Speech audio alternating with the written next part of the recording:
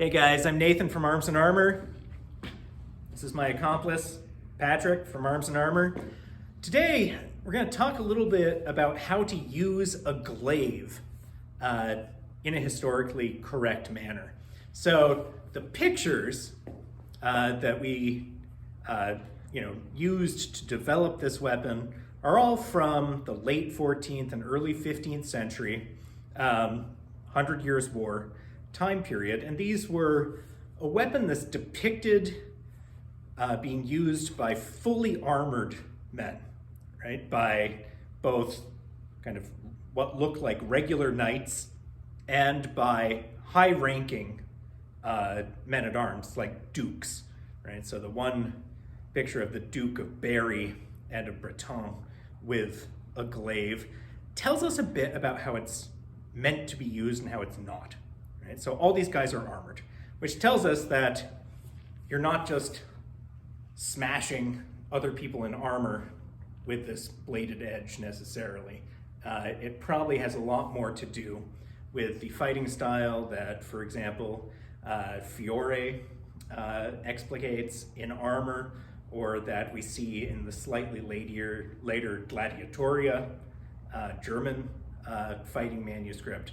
So we're just going to go through a couple of things here. This is sharp, so we're going to be very careful because I don't want to have to pay Patrick workers' comp. Also, he makes stuff, so you shouldn't wish harm on him. He's generally pretty nice.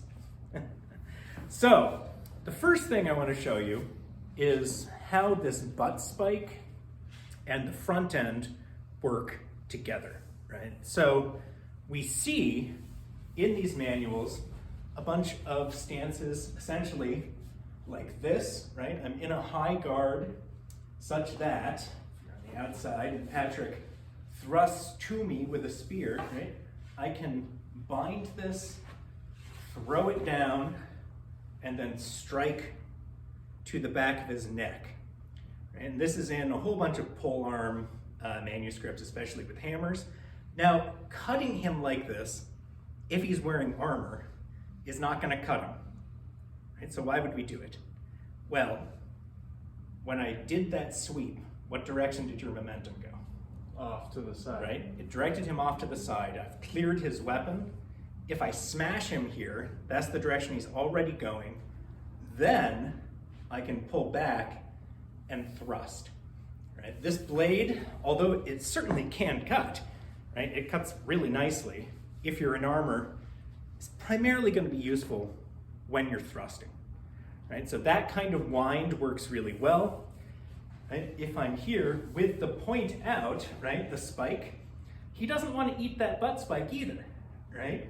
So I can thrust to his hands, to his armpits, to his neck, and this point is long enough and pointy enough that it has some chance of penetrating through that mail, or at least binding with the mail so I can throw him.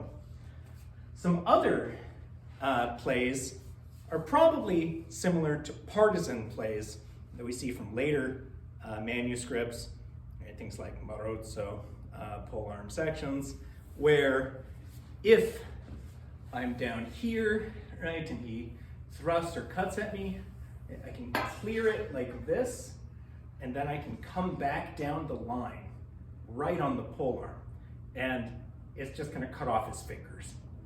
Right? We see this in a whole bunch of manuscripts with edged polearms, and if I cut from this side, I have his fingers. If I cut from the other side, right here, and I come down, I have his wrist, and I have his arm, which is super gross.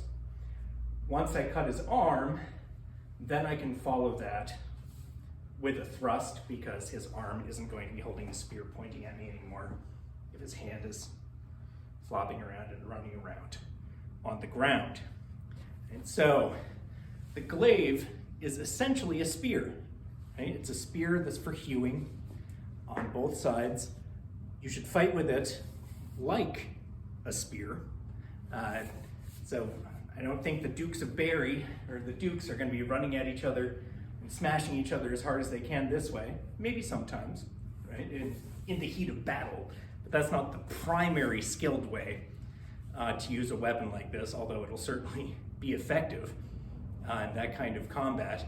If you're fighting someone who's unarmored and you are armored, this is great. Right? This is more useful in many ways than a pole hammer for fighting someone who's unarmored, because this will just slice and dice them rather than pulverizing them in a really gross way.